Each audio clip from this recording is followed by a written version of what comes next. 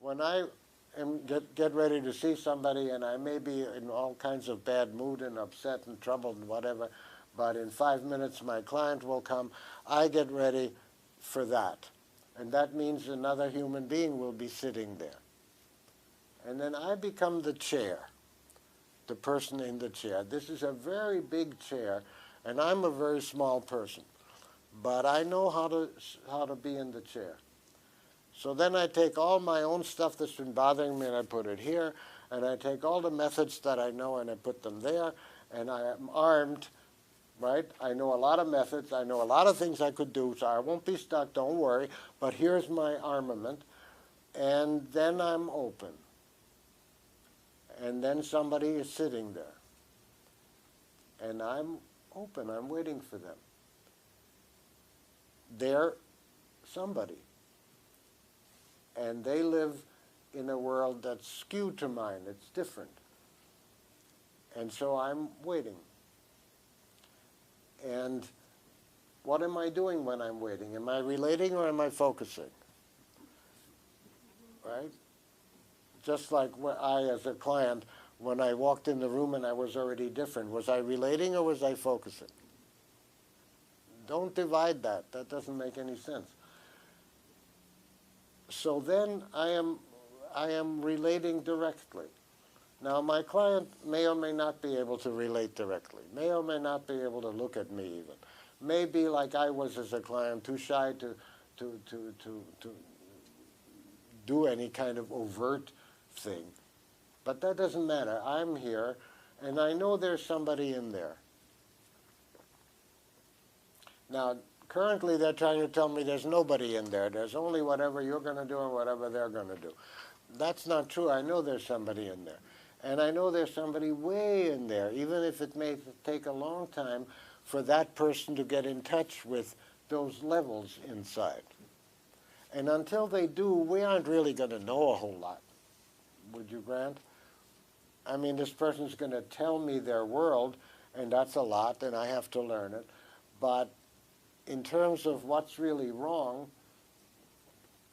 we're not going to hear from because what's really wrong is always around the corner and then again around the corner and then down a little and then around that corner. And unless you go those steps, you don't really know. Because each person is this unique world that's beyond the common world. So I am relating to the person in there from the start. And what do I do? Well, whatever I think is helpful. So routinely, while I don't know anything, I want to respond mostly reflectively so that this person has the experience of being seen. And since nobody does that, if I do it well and if I'm lucky, the person will go home even after the first interview and say, huh, they may not have any words for it, but there will be some kind of implicit effect. And I want that all the time. But then again, I may not only reflect, because only reflect is making a method out of listening. You see, I'm client-centered. You come here, you're going to get back whatever you say. That's all I do. If you don't like it, go somewhere else. No, that's not listening. Listening is listening for the person in there. And so when something comes from there that says, I don't know, something that may move me to say something quite unusual or quite unlistening, unreflectively. And then I also know that when I say those things from me, and like I thought yesterday, if I'm going to demonstrate with somebody, you'll see this right away. Because the first thing I do when I demonstrate with somebody in front of a big group is I relate to them in terms of trying to make them comfortable. So I say, which maybe I don't get to do if we don't have time, but typically I say, well, I'm going to ignore them now, and various other things like that. And I say, you don't have to say everything. What comes in you, keep it for yourself and say only the part that you want. And right away you see a person easing there when they come all tense to demonstrate it with me. So what am I doing there? I'm not reflecting, right? I'm not stating back what they said. I'm saying me and where I am and letting the person get a feel of me and where I am. And then if what I said was wrong, then I find for years now, almost all the years I've practiced, I find that doing something wrong, if you can catch it, if you know it was wrong, it's better than if you hadn't done it, because you go to try to fix it. And first you fix it by understanding it. Oh, I see. To you that meant da-da-da-da-da-da. Well, I didn't know that, but I see now. Oh, yeah. And then I may even fix it further and go further steps with it, so that I am no longer, well, I don't know that I ever was, worried about doing the wrong thing. But I do have a hangover from client-centered therapy of being still relatively shy. Like, I'll let a silence go for a long time, but then again I don't, so that's not right either. I don't let a silence go for a long time. I want to be clear in the silence that we are connected. So if we're silent and the person is clearly moving inside, oh, then I'm satisfied. But if the person's looking around for sort of help me, I'm stuck, I'm not going to leave them there, right?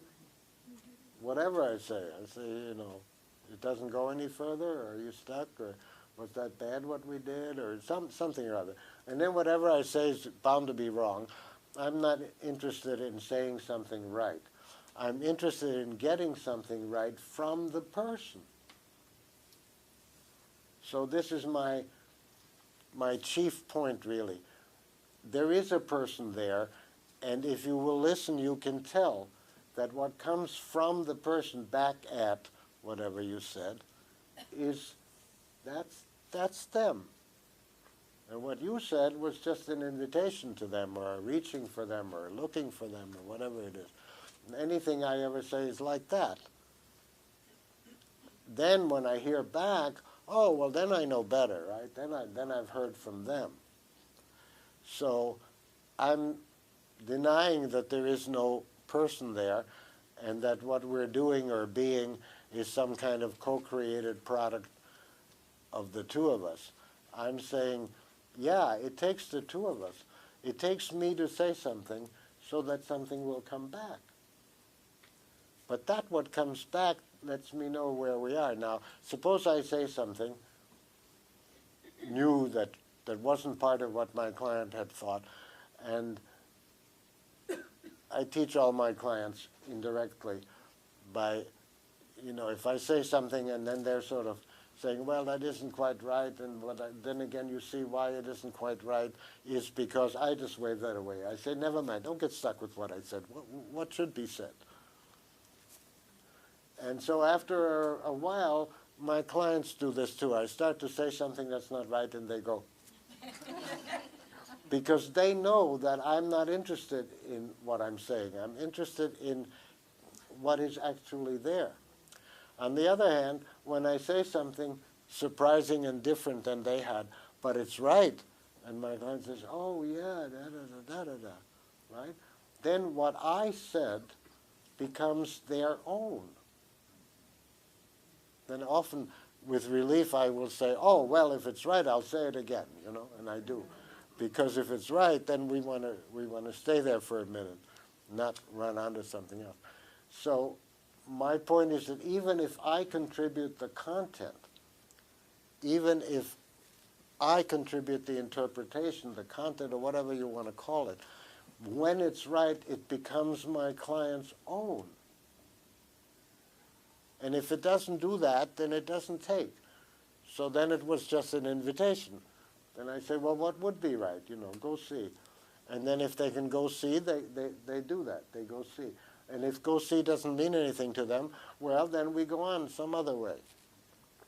And there the R is very welcome in FOT, because the more things that we can do when somebody is not able to go in like that, the better.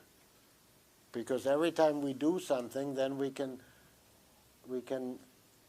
point to where they were in touch with themselves. So focusing is a broad thing. And instructing people to focus is a very narrow thing.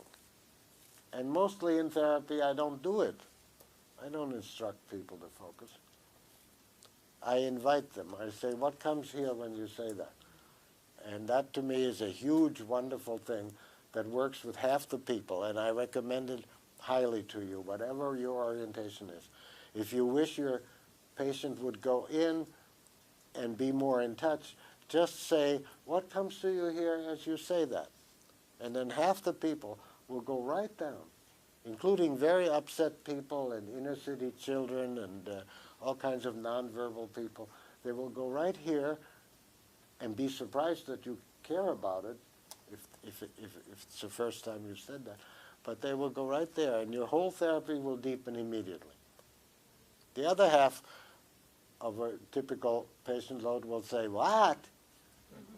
And so you say, never mind, because it doesn't mean anything to them to say what comes to you here, you know. But you can get away with it once. I mean, if you start to push it, don't. That's not therapy. Then you're not responding to this person here.